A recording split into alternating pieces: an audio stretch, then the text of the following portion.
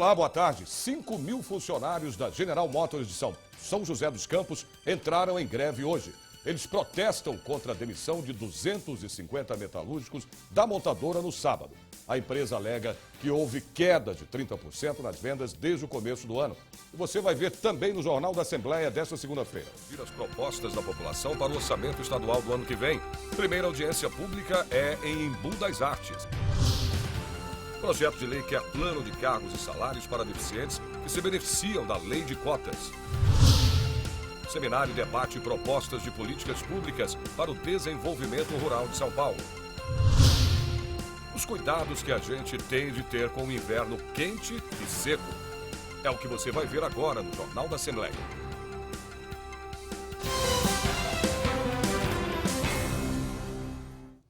A partir de hoje, a Assembleia Legislativa começa as audiências públicas do Orçamento 2016. Os deputados vão ouvir a população e decidir junto com ela a melhor forma de investir o dinheiro do Estado no ano que vem. Saúde, educação, transporte, moradia, segurança. Chegou a hora de você dar voz às demandas da sua região. Até o dia 2 de outubro, os deputados estaduais estarão visitando os municípios para conhecer os problemas e discutir soluções.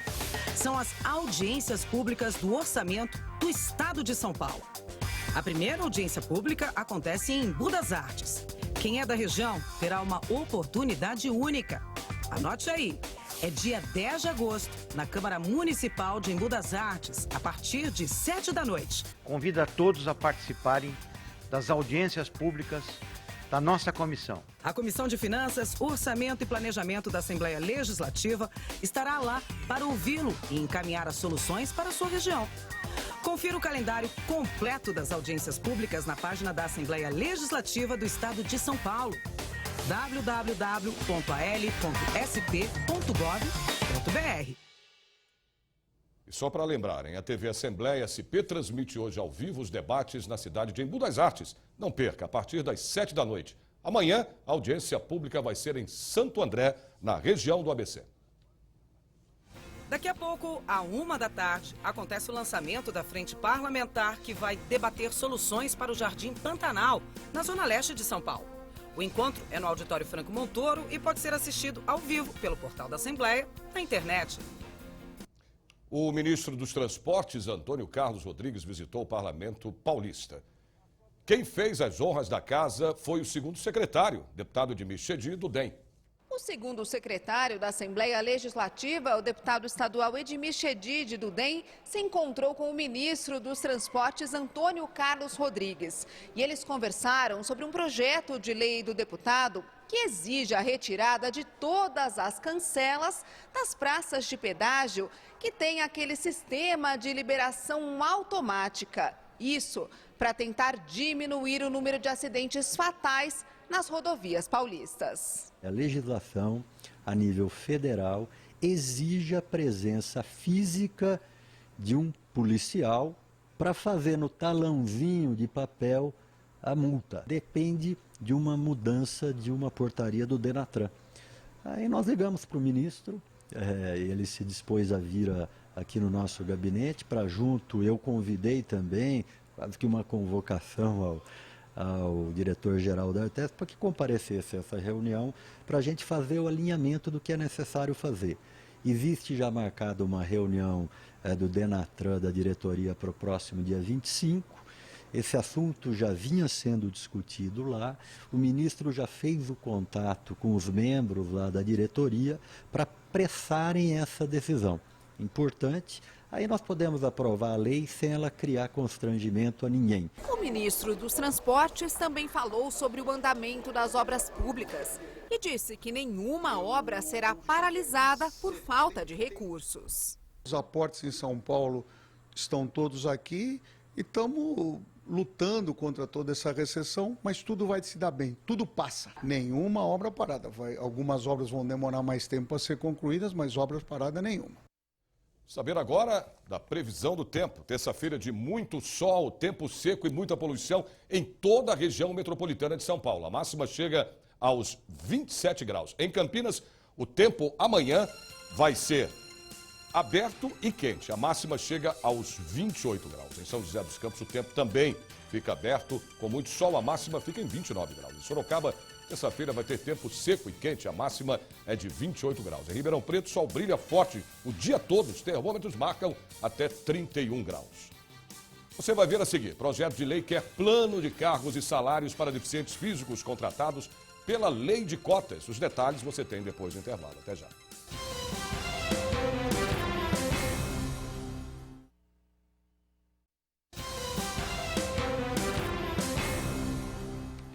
Um seminário aqui na Assembleia Legislativa debateu a reforma agrária e também propostas de políticas públicas para o desenvolvimento rural sustentável. No centro dos debates do seminário, coordenado pela deputada Márcia Lia, do PT, está o modelo de territórios rurais. Os territórios são conjuntos de municípios com o mesmo perfil econômico e ambiental, organizados em colegiados. Cada colegiado é composto por sociedade civil e governo. Eles existem em todo o país, reunidos pelo Ministério do Desenvolvimento Agrário. Em São Paulo, foram formados em regiões como Pontal do Paranapanema, como estratégia de combate à pobreza. A gente dialogar com esses problemas no território, a gente consegue avançar em uma proposta de uma política pública para resolver muitas vezes um problema tão pequeno. Nós temos uma composição de 7 representantes desta Secretaria Executiva discutindo ações e trazendo a demanda dos nossos estados, das nossas regiões, para que os ministérios aí possam trabalhar a sua política territorial. O ministro do Desenvolvimento Agrário, Patrus Ananias, mandou uma mensagem de Brasília por videoconferência. Com muitos importantes avanços e conquistas. E foi representado pelo secretário Humberto Oliveira. De acordo com ele, para que o desenvolvimento local aconteça, é preciso que as políticas públicas de prefeituras, estados e da União falem a mesma língua.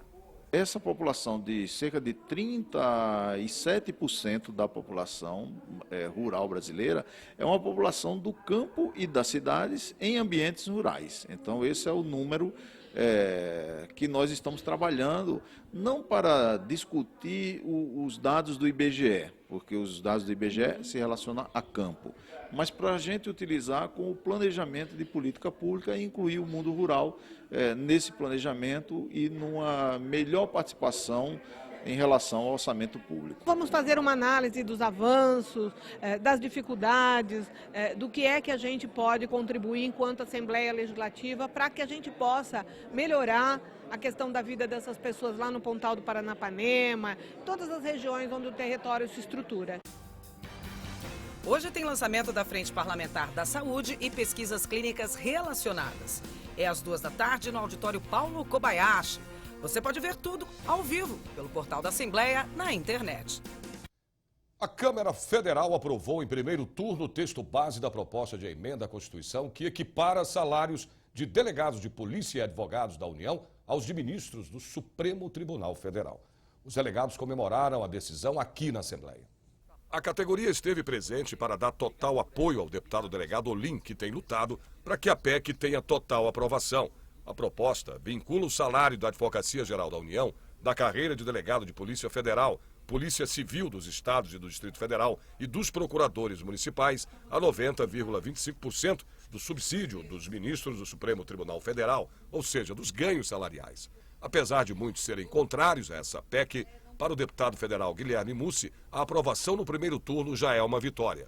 Todos se mobilizaram, a classe vem se mobilizando há muito tempo, mas tivemos representantes da categoria em Brasília. Houve uma pressão muito grande em cima do presidente da Câmara, dos líderes de partido, para que a categoria fosse mantida no texto original. Foi o primeiro passo, conseguimos aprovar em primeiro turno e agora vamos lutar para aprovar em segundo turno. Esse é o nosso trabalho e essa é a missão que nós temos daqui em diante. Aqui nessa casa, obviamente, vamos continuar trabalhando muito, sabemos que temos um apoio muito grande de todos os deputados aqui. É um momento muito importante para todos nós, de muita emoção, de muita alegria, e é o estímulo que a gente precisa para continuar a nossa luta. O empenho foi muito grande e isso mostrou o seguinte, o reconhecimento ao trabalho que a Polícia Civil faz, né, da forma como atua, no estado de São Paulo, né, tentando, obviamente, melhorar a segurança da sociedade como um todo. A PEC 443 agora vai para a votação em segundo turno, com a esperança de ser aprovada. Vamos ao segundo turno. No segundo turno nós estamos trabalhando muito a PEC 443, que de qualquer forma organiza os percentuais das polícias civis dos estados, assim como também da Polícia Federal. Tenho certeza que se todos aqui unidos trouxermos aqui, fomos a Brasília, brigarmos, conseguiremos chegar onde tanto o delegado, tantos os policiais querem. Mínimo de dignidade, que seja valorizada a carreira de delegado de polícia. O presidente da Assembleia Legislativa, o deputado Fernando Capês, do PSDB, fez questão de participar desse encontro e parabenizar não só o delegado Olim, como a Polícia Civil e Federal, pela luta da categoria para que a PEC 443 seja aprovada em definitivo. O deputado Olim, ao fazer isso, mostra um interesse em aprimorar o funcionamento da sua instituição para melhor servir à sociedade e valorizar a autonomia do trabalho de investigação desta instituição. Só poderia mesmo vir de um deputado que tem larga experiência como delegado de polícia, como é o caso do deputado Antônio Olim, de maneira que o presidente vai caminhar com isso, sim, vai se colocar para ser votado essa PEC. A lei de cotas para deficientes obriga as empresas a destinar parte das vagas a pessoas com algum tipo de problema físico ou mental. Só que a lei não é suficiente. Na maioria dos casos, os deficientes mostram que são capazes de subir na empresa por causa do desempenho e do seu mérito. Agora, muitas vezes isso acaba não acontecendo. Por isso, o projeto de lei aqui na Assembleia Legislativa obriga a elaboração de um plano de carreira, cargos e salários para os deficientes que provarem competência profissional. Ele é DJ. Leva a vida como qualquer outro cidadão. Mas Anderson tem uma limitação física, é deficiente visual. Eu nasci com glaucoma e enxerguei até os 7 anos. Entre todas as dificuldades que enfrenta no dia a dia, a pior delas é o preconceito. Depois de 12 anos na mesma empresa, desistiu da carreira. Dentro da empresa eu não cresci, eu não via a possibilidade de crescer, até porque foi lá mesmo que eu comecei a fazer faculdade de informática e lá que eu parei, porque eu achei que eu não ia muito longe. Para Anderson, o que mais falta é oportunidade. Esse negócio da lei incentiva muito, porque ele quer ter o número lá. Por isso é que eu brinco, eles estão contratando o laudo. O laudo é o número. Entendi. Quando alguém chega para aplicar uma multa, de repente, dá alguma sanção para aquela empresa, não, mas a gente tem esse laudo aqui, ó, o fulano realmente existe aqui dentro. E foi por uma delas que Anderson chegou aqui e passou a ganhar a vida atrás de uma picape, ou melhor, de um computador. Essa vontade já vinha desde o meio dos anos 90, eu já tinha feito várias coisas ligadas a isso lá em 95, 96. Histórias como a de Anderson levaram a deputada Vanessa Adamo, do PMDB, a criar o projeto de lei 526 de 2014. O PL prevê a elaboração de plano de carreira, cargos e salários em empresas públicas e privadas para pessoas com deficiência de qualquer natureza, de acordo com avaliação de desempenho e mérito. Nós temos que promover justiça. Se a pessoa trabalha bem, se ela é competente, se ela tem reconhecimento na sua parte profissional, nada mais justo que ela seja incluída no plano de carreira e possa subir degraus dentro da empresa onde ela atua. Um projeto de lei como esse, vindo a se transformar em lei, ele vai trazer um benefício muito grande para a pessoa com deficiência, de exigir efetivamente, por conta de uma lei que não deixa dúvida, a ascensão profissional e a avaliação justa dentro do mercado de trabalho. Mas o projeto é super interessante, só lamento que isso tenha que virar lei, né? Para que as empresas venham a reconhecer a nossa capacidade.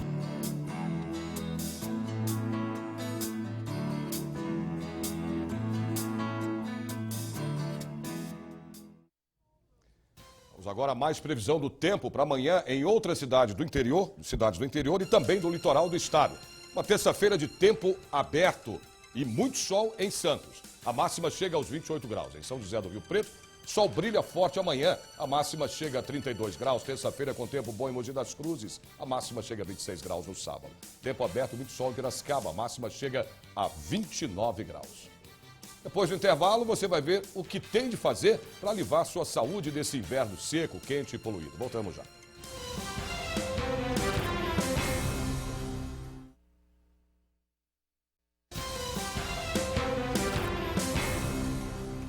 A Receita Federal liberou hoje pela manhã a consulta ao terceiro lote de restituição do Imposto de Renda à Pessoa Física 2015.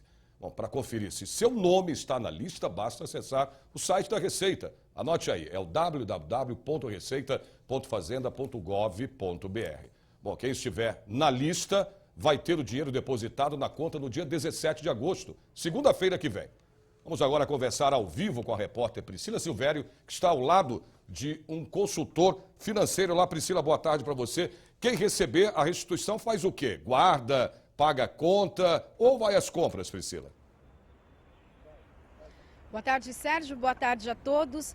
O que fazer com o dinheiro é o que 1.700.000 contribuintes que vão receber a restituição do imposto de renda neste ano querem saber. E para responder isso, eu estou com o educador financeiro, Reinaldo Domingues, que vai explicar, é hora de pagar as dívidas? É um prazer falar com você, Sérgio. Um abraço a todos os nossos telespectadores. Sem dúvida, fazer agora recebimento de dinheiro extra é sempre importante. Agora, pagar dívida com dinheiro extra não é uma boa recomendação, viu, Priscila? Por quê? Porque é preciso que você saiba a situação financeira que você se encontra. Se eu estou investidor, aplicar esse dinheiro seria ótimo nesse momento. Agora, se eu estou endividado, já inadimplente, o caminho é buscar a causa dessa inadimplência. Porque a inadimplência, na verdade, ela provém de uma deficiência, de um desequilíbrio que eu estou fazendo na minha casa, no meu lar. Então, vamos combater a primeira causa. Junto com isso, vamos buscar o credor e fazer uma boa negociação. É hora de também guardar ou investir? Guardar é sempre melhor, né? Sempre falo que guardar é uma dádiva. Agora, investir aonde, né? Precisa saber. E com as taxas altas, 14,25 da Selic, é hora da gente buscar por aplicações como Tesouro Direto, Fundo de Investimento, CDBs de bancos, pagando assim o dobro da caderneta de poupança. Deixar dinheiro na poupança só até 6 meses, no máximo 1 ano. Se for investimento para longo prazo, vai para Tesouro Direto e Fundo de Investimento. Obrigada pela dica, Sérgio. É melhor guardar seu dinheirinho, porque a gente nem sabe o que vai acontecer, né, Priscila? Obrigado para você. Uma boa tarde. Você sente o nariz e a boca seca? Tem dores de cabeça e tosse? Os outros ficam irritados. Pois é, então você é mais uma das milhões de vítimas do inverno seco e poluído. Bom, pior para as crianças e os idosos, ou quem tem problemas respiratórios, como bronquite, asma e rinite. Agora, a boa notícia é que algumas receitas caseiras ajudam a melhorar a qualidade do clima e do ar que chega aos pulmões. Cadê a chuva que não aparece há dias em São Paulo? Sem ela, os poluentes tomam conta do ar, que já está seco, muito seco. Os escapamentos são fábricas de soltar fumaça. Fica difícil respirar até nos parques. Oásis verdinhos na selva de pedra. A respiração fica bem mais difícil. A gente vai andar, cansa mais rápido também. E quem é treinado para suportar todo tipo de adversidade, será que consegue vencer o clima seco? Você sente que sua boca está seca, a garganta, então eu fico bebendo água direto. O nariz começa a secar, não aguenta correr, eu corro 10 km, hoje corri 7. Quando fica tudo assim, junto e misturado, a umidade baixa, a temperatura alta e essa quantidade de poluição concentrada no ar, a gente sempre fica com pena do pulmão, pensa logo nos problemas respiratórios. E de fato, a procura por inalações nos hospitais e nos postos de saúde cresce em média 30%. Mas tem um outro órgão do nosso corpo que também sofre, e é o coração. O risco de infartos e até de acidente vascular cerebral cresce e muito. É como se uma pessoa fumasse 2 cigarros por dia. Por isso, o risco de infarto aumenta cerca de 40%. O risco de infarto e derrame aumenta fundamentalmente em função de uma inflamação do corpo. Esse ar mais seco e poluído acaba tendo uma inflamação do corpo, de certa forma similar até a fumar. Com isso, a gente fica mais propenso a ter infarto, derrame e outras doenças vasculares, especialmente se a gente fizer atividade física em horários de maior poluição e para quem já tem uma doença cardíaca prévia. A redução dos níveis de poluição que respiramos poderia evitar a morte de 10 a 15 pessoas por dia em São Paulo, de 5 a 6 mil mortes por ano. Para aliviar os sintomas do tempo seco e poluído, o médico recomenda água, muita água.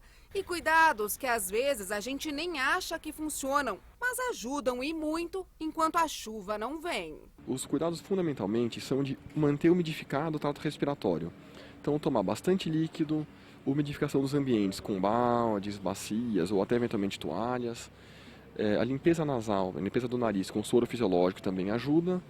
E para algumas pessoas que já têm bronquite ou asma, até às vezes inalação só com soro fisiológico para manter hidratada a parte respiratória mais distante. Todas essas coisas ajudam. Vamos à previsão do tempo para amanhã em mais cidades do interior do estado. Em Franca, terça-feira vai ser de tempo aberto com muito sol. A máxima é de 26 graus. Em Bauru, amanhã vai ter muito calor e tempo seco, a máxima de 30 graus. Em Limeira, o dia também vai ser de muito calor e tempo aberto, a máxima chega a 31 graus. Em Marília, a previsão é de céu sem nuvens e muito sol. A máxima chega aos 29 graus. O Jornal da Assembleia de hoje termina aqui. Parabéns à cidade de Castilho, que faz aniversário hoje, 62 anos. E lembrando a você que a partir das 2h30 da tarde, a TV Assembleia SP transmite ao vivo os trabalhos parlamentares no plenário Juscelino Kubitschek. Você pode acompanhar toda a programação da TV Assembleia SP no portal www.l.sp.gov.br. A gente se vê de novo amanhã a partir do meio-dia. Uma ótima tarde para você e até lá.